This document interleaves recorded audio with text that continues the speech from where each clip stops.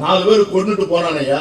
கொண்டுட்டு போனவன் எப்படி உள்ள வந்தான்? 200 கிலோமீட்டர் உள்ள வந்திருக்கிறான். 40 நிமிடம் நின்று எங்கள் சகோதரிகளை அவர்கள் கண்களுக்கு முன்பே அவர்கள் கணவர்களையும் தந்தையர்களையும் சகோதரர்களையும் கொன்றுவிட்டு திரும்பி இருக்கிறான். இந்த 4 பேர்களையும் கைது செய்து தூக்கில போட முடியாத உனக்கு என்ன கவர்சாங்க பொறுப்பு வேண்டியது இருக்கிறது என்கிற கேள்வியை வேறு யாரும் கேட்கவில்லை. இந்திய இஸ்லாமியர்கள் கேட்கிறார். கடமையில் தவறிய, பொறுப்பில் தவறிய, தன்னுடைய பணியை ஒழுங்காக செய்யாத இந்த உள்துறை அமைச்சர் தமிழ்நாட்டிலே வந்து சட்டம் ஒழுங்கு பாதுகாப்பு இல்லை என்று சொல்லுகிறார். என்ன கொடுமை! இதான் பெரிய பேராபத்து. நமக்கு வந்திருக்கிற மிகப்பெரிய சவால் வரக்கூடிய நாட்கள். எல்லாரும் கேள்வி கேட்க முடியாது என்பதற்காகத்தான் கேள்வி கேட்பதற்காகவே ஒரு அவையை தேர்ந்தெடுத்து வைத்திருக்கிறோம். இவர்கள் போவதே கேள்வி கேட்பதற்காகத்தான், அவர் அங்கே இருப்பதே பதில் சொல்வதற்காகத்தான். ஆனால் எந்த கேள்விக்கும் பதில் சொல்ல மாட்டேன் என்று சொல்லி 11 ஆண்டுகள் தான் மிகப்பெரிய ஜனநாயகத்தின் தலைவர் என்று சொல்லிக் கொள்கின்ற இந்த பிரதமரை பார்த்து வெட்கமில்லையா என்று கேட்பதற்கு கூட இந்த நாட்டில் பல ஊடகங்களுக்கு தைரியம் இல்லை. இஸ்லாத்தை ஏற்றுக்கொள்ள வேண்டும் எனக்கு தோன்றுகிறது. நான் ஏற்றுக்கொள்கிறேன். ஏற்றுக்கொண்ட நான் ஒரு சொத்தை வக்ஃப் செய்ய நினைக்கிறேன். அதை யார் தடுப்பது? நீ 5 ஆண்டுகள் இஸ்லாமியனாக இருந்தால்தான் நீ வக்ஃப் செய்ய முடியும். நீ இஸ்லாமியன் என்பதற்கு போய் கலெக்டரிடம் போய் சான்றிதழ் வாங்கி கொண்டு வா என்று சொன்னார். இது எந்த நாட்டில் நடக்கக்கூடும்? பீட்டர் அல்போன்ஸ் ஒரு 55 ஆண்டு கால பொது வாழ்க்கைக்கு சொந்தக்காரன், எல்லோரும் அறிந்த ஒரு மனிதன். என்னை கொண்டு போய் அண்ணா நகரிலே இருக்கின்ற ஐயப்பன் கோவிலே அரங்காவலரா போட முடியுமா? ஒரு கொடுமையான காலகட்டத்திலே நாம் எல்லோரும் இங்கே கூடியிருக்கிறோம். இந்தியாவில் மட்டுமல்ல, உலகம் முழுவதும் பதைபதைத்துக் கொண்டிருக்கின்ற ஒரு காலம். நாளை என்ன நடக்க முடியும், என்ன நடக்க கூடும் என்று சொல்ல முடியாத ஒரு காலம். என்றைக்கு இந்த உலகம் ஒரு அணு யுத்தத்திலே விழிக்கும் என்பதை யாராலும் சொல்ல முடியாத ஒரு சூழ்நிலைக்கு இந்த உலகத்தை தள்ளி கொண்டிருக்கின்ற பகை மேகங்கள், யுத்த மேகங்கள். இது முழுவதும் கேள்விப்படுகிற செய்தி, இது இஸ்ரேல் அவிழ்த்து விட்டிருக்கின்ற மிகப்பெரிய வன்முறை அணு ஆயுத போரினுடைய உச்சத்திற்கு கொண்டு போய் இந்த உலகத்தை தள்ளிவிடுமா என்கிற பதவதைப்போடு நாம் இருக்கின்ற நேரம். நம்முடைய நாட்டை பொறுத்தவரை பகல்காம் என்கிற அந்த மாபெரும் மனித படுகொலைகள் நடந்து முடிந்து அதனுடைய அதிர்ச்சியிலிருந்து, அதனுடைய சோகத்திலிருந்து இந்த தேசம் மீள்வதற்கு முன்பாக இந்த தினம் ஏற்பட்டிருக்கின்ற மிகப்பெரிய விமான விபத்து. இந்த சூழ்நிலையில நமக்கு இருக்கின்ற தனிப்பட்ட சோகம், தனிப்பட்ட நெருக்கடி. ஒரு ஜனநாயக நாட்டிலே ஒரு குடிமகனுக்கு என்ன மிகப்பெரிய சோகம் ஏற்பட முடியும்? What can be the most sorrowful incident that happened to be a citizen of this country? என்னுடைய சொந்த மண்ணிலே என்னை அந்நியன் என்று சொல்வதுதான் எனக்கு ஏற்படக்கூடிய மிகப்பெரிய கொடுமை. நான் பிறந்த மண்ணில், நான் வாழ்கின்ற மண்ணில், இன்னும் சொல்ல போனால் இந்த இந்தியாவை உருவாக்குவதற்காக ஒவ்வொரு நாளும் பொழுதும் உயிரை, உடலை, பெரும் செல்வத்தை கொடுத்து இந்த தேசத்துடைய விடுதலை வேள்வியிலே மிகப்பெரிய தியாக வரலாற்றை எழுதிய இஸ்லாமிய பெருங்குடி மக்களுடைய மரபுவழி தோன்றர்களாக இருக்கின்ற நம்மை அந்நியர்கள் என்று சொல்லுகின்ற போது அதைவிட அவமானம் என்ன ஏற்பட முடியும்? அதைவிட கொடுமை என்ன ஏற்பட முடியும்? நமக்கு ஏற்படக்கூடிய மிகப்பெரிய வாழ்வியல் நெருக்கடி இந்த நெருக்கடி. இஸ்லாமியனாக மாண்புடன் வாழ்வதே ஒவ்வொரு நாளும் சவால். சிறுபான்மை மதத்தை சார்ந்தவர்கள் மாண்புடனும் குடிமக்களுடைய உரிமையோடு இந்த மண்ணிலே வாழவே முடியாதா என்கிற மிகப்பெரிய கேள்வியை தினசரி சந்திக்கின்ற கொடுமையான காலகட்டம் இந்த காலகட்டம். ஒவ்வொரு நாளும் என்னை நான் இந்தியன் என்று நிரூபித்துக் கொள்ள வேண்டும்.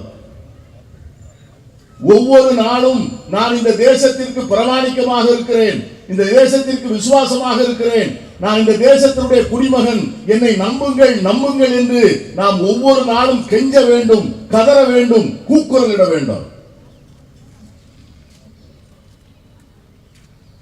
ஆனால்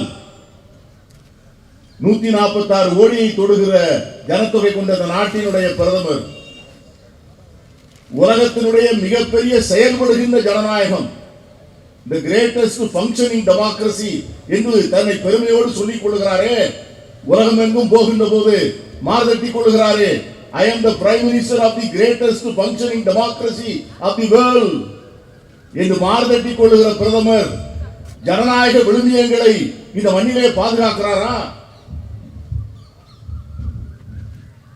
11 ஆண்டுகள் பிரதமராக பொறுப்பேற்ற அவர் இதுவரை ஒரு பத்திரிகையாளர் சந்திப்பை நடத்தி இருக்கிறாரா? ஜனநாயகம் என்பது a system of discussion, a system of debate, a system of interaction. கேள்வி கேட்பதற்கான உரிமை, பதில் சொல்வதற்கான கடமை, இந்த அடிப்படையில் தான் ஜனநாயகம் செயல்படுகிறது. திருமாவளவன் நாடாளுமன்ற உறுப்பினர், ஜவாஹிருல்லா சட்டமன்ற உறுப்பினர், மாண்புமிகு மு.க. ஸ்டாலின் முதலமைச்சர், அமைச்சர் பெருமக்கள், ஒன்றியத்திலே இருக்கின்ற ஒன்றிய அமைச்சர்கள், பிரதமர், உள்துறை அமைச்சர், பெரிய பதவிகள். ஆனால் இந்த பதவிகளுக்கு அவர்கள் கொடுக்கின்ற விலை என்னவென்று சொன்னால், இந்த நாட்டின் சாதாரண குடிமகன் கேட்கின்ற கேள்விக்கு கூட அவர்கள் பதில் சொல்ல வேண்டும். எல்லாரும் கேள்வி கேட்க முடியாது என்பதற்காகத்தான் கேள்வி கேட்பதற்காகவே ஒரு அவையை தேர்ந்தெடுத்து வைத்திருக்கிறோம்.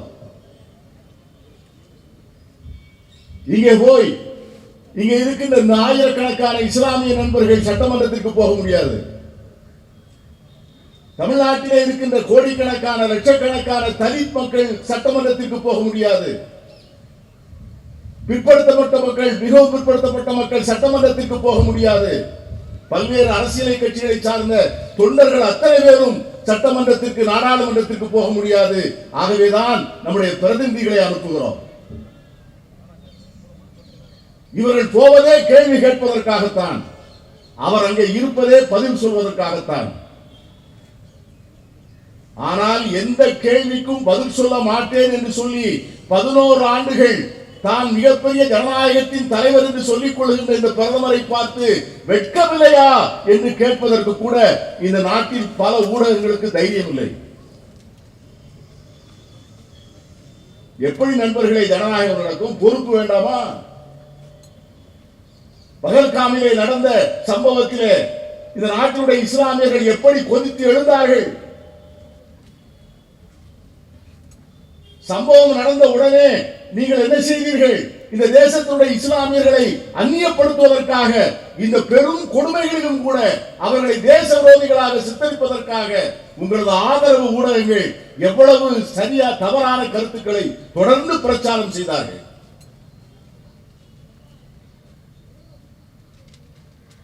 நான் கேட்கிற ஒரு கேள்வி, இந்த நாட்டில் யாருக்காவது தெரியுதான்னு நீங்க சொல்லுங்க.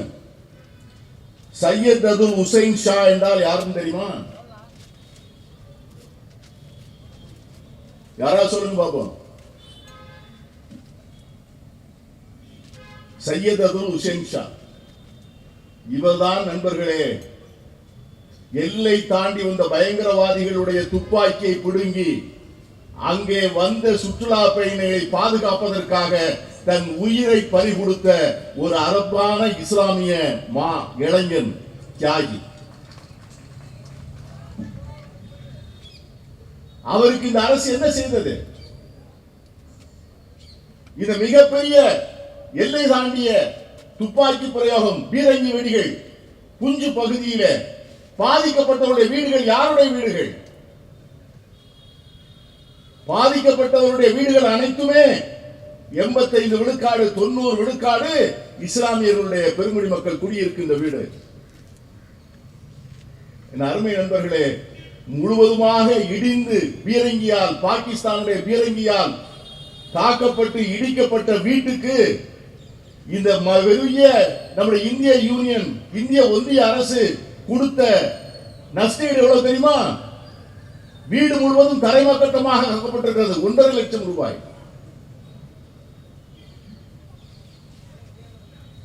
1.5 லட்சம் ரூபாய். பாதிக்கப்பட்டவர்களுக்கு என்ன நிவாரணம்? அந்த பகுதியிலே எப்படி எதிர்காலத்தில் பாதுகாப்பை கையாளுவது என்கிற கூட்டத்தை உள்துறை அமைச்சர் போய் கூட்டுகிறார்.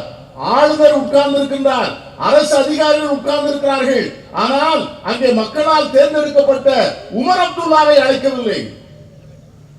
இந்த கொடுமை எந்த நாட்டில் நடக்கும்? ஜனநாயகத்தை காப்போம் என்று பேசுகிறீர்களே, சட்டமன்ற தேர்தலிலே மக்களுடைய நம்பிக்கையை பெற்று வாக்குகளை பெற்று அரசியல் சாசன சட்டப்படி அங்கே முதலமைச்சராக இருக்கின்ற அந்த உமர் அப்துல்லாவை நீங்கள் பாதுகாப்பு கூட்டத்திற்கு கூட அழைக்க மறுக்கின்ற ஒன்றிய அரசு அரசியல் சாசன சட்டத்தை எப்படி காக்கும்? இந்த தேசத்தினுடைய பிரதமர் அரசியல் சாசன சட்டப்படிதான் பதவியேற்கிறார். அரசியல் சாசன சட்டத்தை நான் காப்பாற்றுவேன் என்று பதவியேற்கிறார். அரசியல் சாசன சட்டத்தினுடைய முக்கியமான கோணம் என்ன? மதச்சார்பின்மை. நீ எப்படி சோஃபியா குரேஷி என்ற ஒரு அருமையான எங்கள் இஸ்லாமிய சகோதரி, ராணுவத்திலே பணியாற்றிய ஒரு மிகப்பெரிய தகுதியான அதிகாரி, பல களங்களை கண்டவர், அவரை வைத்துத்தான் உலகம் முழுவதும் இந்த யுத்தத்திலே என்ன நடக்கிறது, என்ன இந்தியாவில் நடக்கிறது என்று சொல்வதற்கான பொதுஜன தொடர்பு அதிகாரியாக நியமித்து அன்றாடம் தொலைக்காட்சியிலே பேச சொல்லுகிறீர்கள். அவர் ஆரம்பிக்கும் போது எப்படித்தான் ஆரம்பிச்சார்? I am a symbol of the Indian army which is secular. மதச்சார்பற்ற இந்திய ராணுவத்தினுடைய பிரதிநிதியாக நான் அமர்ந்திருக்கிறேன் என்று சோஃபியா குரேஷி சொல்கின்ற போது உலகமே பார்த்தது. ஐரோப்பிய நாடுகளில் இருந்து, அமெரிக்காவில் இருந்து, ரஷ்யா, சீனா, வளைகுடா நாடுகள் எல்லோரும் பார்த்தார்கள். ஆஹா, இப்படிதான் ஜனநாயகம். ஒரு சிறுபான்மை சகோதரிக்கு கிடைத்திருக்கிற அங்கீகாரம் நீ எதற்கு பயன்படுத்தினாய்? அந்த பப்ளிசிட்டி ஸ்டண்ட். அதற்கு அடுத்த நாள் அவளை மேடையிலே, இதை போன்ற ஒரு மேடையிலே எங்கள் அன்பு சகோதரியை ஒருவன் கொச்சைப்படுத்துகிறான். சாதாரண ஆள் அல்ல, அமைச்சராக பொறுப்பிலே இருக்கின்றவன் சொல்லுகிறான், இவன் தீவிரவாதிகளுடைய சகோதரி என்று சொல்லுகிறான். Sister of Pakistan. நான் என்ன கேட்கிறேன்? அரசியல் சாசன சட்டப்படி பதவி பிரமாணம் எடுத்திருக்கிற பிரதமர் இதுவரை அந்த அமைச்சர் மீது நடவடிக்கை எடுக்க சொல்லி தன்னுடைய கட்சியை கேட்டிருக்கிறாரா? அந்த அமைச்சர் பதவி விலகி இருக்கிறாரா?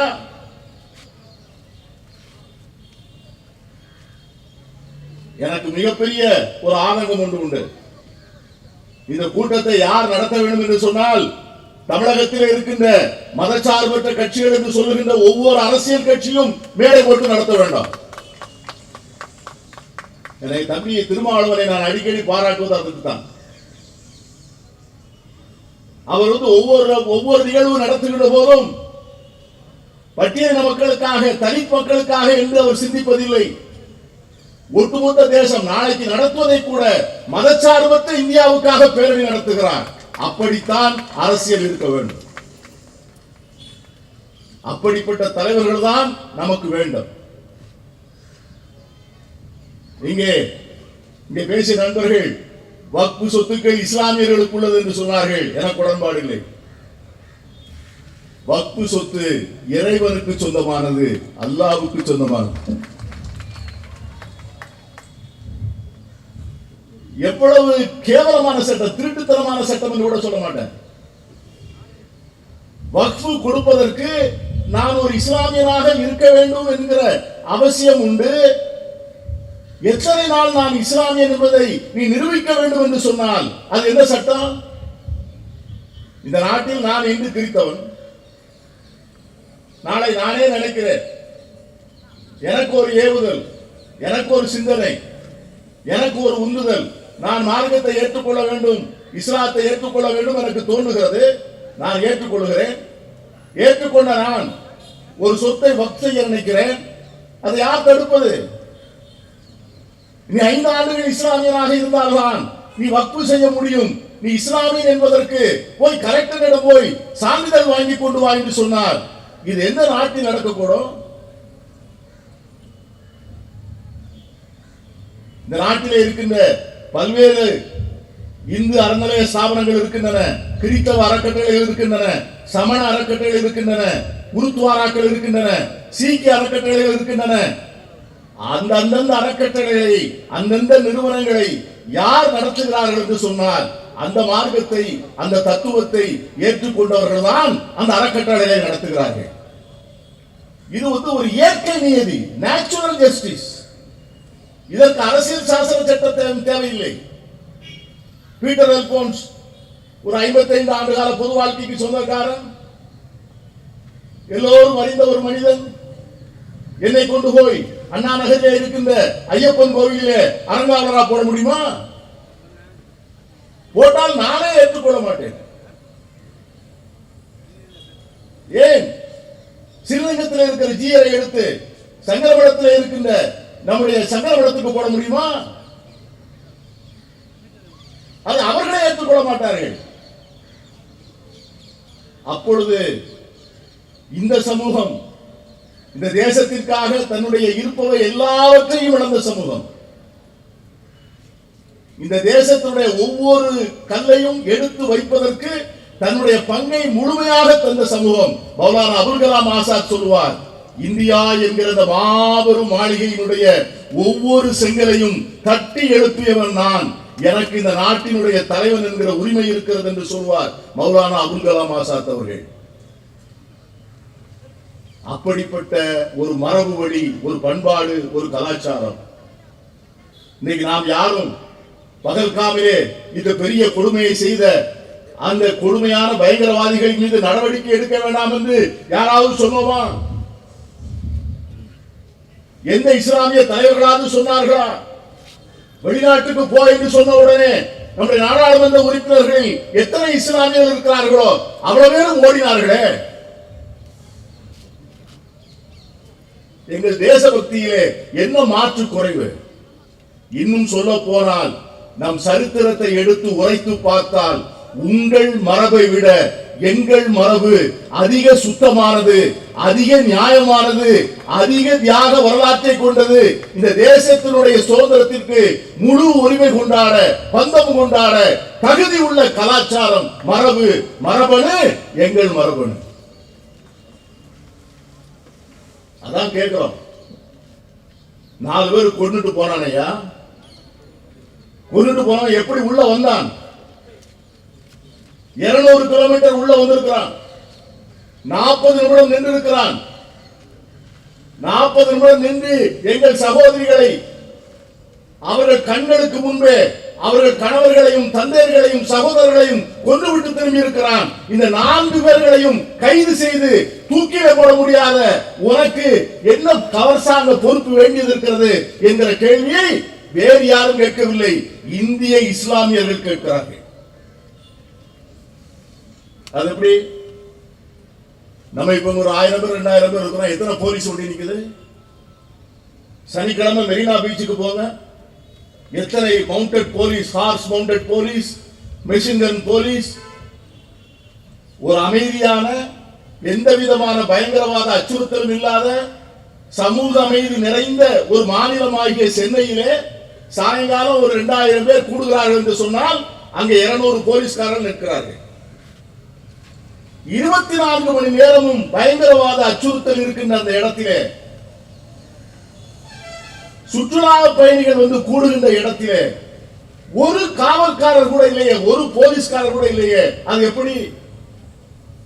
3.5 லட்சம் ராணுவ வீரர்கள் இருக்கிறார்கள் காஷ்மீரில். ஒருவர் இருவர் அல்ல, 3.5 லட்சம் பேர் இருக்கிறார்கள். ஒருடம் இருக்கிறது சேட்டலைட் கேமரா இருக்கிறது, ஒருடம் இருக்கிற சேட்டலைட் போன் இருக்கிறது, நவீன தொலைத்தொடர்பு சாதனங்கள் இருக்கின்றன. நீங்கள் அமைத்த அரசு, நீ வைத்த ஆளுநர், நீ அரசாங்கத்தில் தேர்ந்தெடுக்கப்பட்ட அரசாங்கத்திற்கு சட்டம் ஒழுங்கு அந்த அதிகாரம் இல்லை. முழு பொறுப்பையும் ஏற்றுக்கொண்டிருப்பவர் யார்? இந்த நாட்டினுடைய உள்துறை அமைச்சர். இந்த நாட்டுடைய உள்துறை அமைச்சர் அந்த மரணத்திற்கு பதில் சொல்ல வேண்டாமா? அங்கே ஏன் பாதுகாப்புக்கு காவலர்கள் இல்லை என்று சொல்ல வேண்டாமா? அங்க இருக்கின்ற 3.5 லட்சம் ராணுவ வீரர்கள் என்ன ஆனார்கள் என்று சொல்ல வேண்டாமா? ஆனால் கடமையில் தவறிய, பொறுப்பில் தவறிய, தன்னுடைய பணியை ஒழுங்காக செய்யாத அந்த உள்துறை அமைச்சர் தமிழ்நாட்டிலே வந்து சட்டம் ஒழுங்கு பாதுகாப்பு இல்லை என்று சொல்லுகிறார். என்ன கொடுமை! இதுதான் பெரிய பேராபத்து. நமக்கு வந்திருக்கிற மிகப்பெரிய சவால் வரக்கூடிய நாட்கள். தமிழ்நாடு மட்டும்தான்.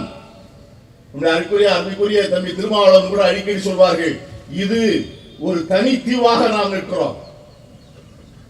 இந்த வகுப்புவாத பாசிச அரசியல் நம்முடைய மக்களை நம்முடைய மக்கள் இன்னும் நியாயமாக சிந்திக்கக்கூடியவர்களாக, பகுத்தறிவுள்ளவர்களாக, எதையும் சமூக நீதி பார்வையோடு பார்க்கக்கூடிய மக்களாக தமிழகம் இருப்பதை அவர்களால் பொறுத்துக் கொள்ள முடியவில்லை. ஆகவே எப்படியாவது இங்கே உள்ளே வர வேண்டும் என்று எண்ணுகிறார்கள். அதற்கான கையாட்களை திரட்டுகிறார்கள். பலவீனமான தலைவர்களை பார்க்கிறார்கள். அவர்கள் மீது இருக்கின்ற வழக்குகளை தோண்டி எடுக்கிறார்கள். பெக், பாரோ ஆர் ஸ்டீல், சாம வேத தான தண்டம், பயங்காட்டு, மிரட்டு, பணத்தை கொடு, ஆசை காட்டு, மோசம் பண்ணு, மனிதநேயத்தோடு இருக்கின்றவர்களை மதச்சார்புள்ளவர்களாக மாற்று, நல்ல அரசியல் கட்சிகளை அடையாளம் தெரியாமல் சிதைத்து விடு, இங்கே வந்து கால் பதிப்போம், தமிழகத்தை கைப்பிடிப்போம் என்று ஒரு பெரிய சதித்திட்டத்தோடு வருகிறார்கள். கவனமாக இருக்க வேண்டும். அதுதான் இன்னைக்கு நமக்கு இருக்கிற சவால். ஆகவேதான் என் அருமை நண்பர்களே, நமக்கு பாதுகாப்பு என்பது இந்திய அரசியல் சாசன சட்டத்தை தவிர நமக்கு வேறு எதுவும் பாதுகாப்பு இல்லை. As long as the constitution is protected, respected, enforced, the minorities will be in safety. ஜனநாயகம் என்பது பெரும்பான்மை வாதம் அல்ல. ஜனநாயகம் என்பது பெரும்பான்மை ஆள வேண்டும், சிறுபான்மை வாழ வேண்டும். நாம் பிரதமராக ஆசைப்படவில்லை, முதலமைச்சராக ஆசைப்படவில்லை. நாம் கேட்பதெல்லாம், என் அன்பிற்குரிய பிரதமரே, எங்கள் உள்துறை அமைச்சரே, இந்த நாட்டை ஆளுகின்ற தலைவர்களே, நாங்களும் எங்கள் பெண் பிள்ளைகளும் எங்கள் மக்களும் முழு உரிமை பெற்ற இந்திய குடிமக்களாக மாண்போடு மரியாதையோடு வாழக்கூடிய உரிமை, நாங்கள் நினைத்த தெய்வத்தை கொண்டாடுவதற்கு, நாங்கள் நினைத்த உணவை உண்பதற்கு, நாங்கள் நினைத்தவற்றை படிப்பதற்கு, நாங்கள் வாழ்வில் எங்களுக்கு இருக்கின்ற எண்ணங்களை நிறைவேற்றுவதற்கான அடிப்படை சுதந்திரம் மட்டும்தான் வேண்டும் என்று கேட்கிறோம். அதைத்தான் அரசியல் சாசன சட்டம் பாதுகாக்கும். அதற்குள்ளே அடங்கியதான் வக்ஃப் சட்டம். ஆனால் ஒன்று மட்டும் சொல்வேன் நண்பர்களே, இதைவிட மிகப்பெரிய கொடுமைகளை எல்லாம் பார்த்திருக்கிறோம். இவர்களை விட மிகப்பெரிய கொடுங்கோலர்களை எல்லாம் பார்த்திருக்கிறோம். இவர்களை விட மிகப்பெரிய சர்வதிகாரிகளை எல்லாம் சந்தித்திருக்கிறோம். ஆனால் என் அருமை நண்பர்களே, இறைவன் முழித்து கண் முழித்து பார்த்து விட்டால் உன் சிம்மாசனங்கள் தவிடு பொடியாகும் என்பது மட்டும்தான் இறைவன் உலகத்தின் வரலாற்றில் அழியாமல் எழுதி வைத்திருக்கிற வரலாறு. அந்த வரலாறை நோக்கி நகர்வோம், நம்பிக்கையோடு இருப்போம். நம்மை பற்றி மட்டும் கவலைப்படாமல், நமது பிரச்சனைகளை பற்றி மட்டும் சிந்திக்காமல், நாட்டிலே இருக்கின்ற ஏழை எளிய மக்களுக்கு ஏற்பட்டிருக்கின்ற அநீதிகளை வெளிச்சத்திற்கு கொண்டு வருவதற்காக, அவர்கள் சமூக ஊழல்களை நடத்துகின்ற அந்த உண்மையற்ற போரை முறியடிப்பதற்காக நம்முடைய களப்பணி வீரர்கள் அருமையான திட்டங்கள் தீட்ட வேண்டும். எனக்கு பெரிய மகிழ்ச்சி. நாங்கள் எல்லா என் சகோதரர்களையும் நான் பார்க்கிறேன். சில நேரங்களில் இதை போன்ற நெருக்கடிகள் நமக்கு தேவைப்படுகிறது. இந்த நெருக்கடிகள் தான் நம்மை ஒற்றுமைப்படுத்துகின்றன. இந்த நெருக்கடிகள் தான் நமக்கு உணர்த்துகின்றன. இந்த நெருக்கடிகள் ஒற்றுமையின் அவசியத்தையும், ஒரே குரலாக எழுந்து நிற்க வேண்டிய அவசியத்தையும், நாங்கள் எழுந்து நின்றால் எங்கள் சக்தி என்ன என்று அவர்களுக்கு புரிய வைப்பதற்கும் இதை போல நெருக்கடிகள் தேவை. ஆகவே சந்திப்போம். எதிர்காற்று வர வர பட்டம் மேலே பறக்கும். பட்டம் மேலே பறக்க வேண்டும் என்றால் எதிர்காற்றை அடிக்க வேண்டும். எதிர்காற்றை வரப்போம். வணக்கம், வாழ்க.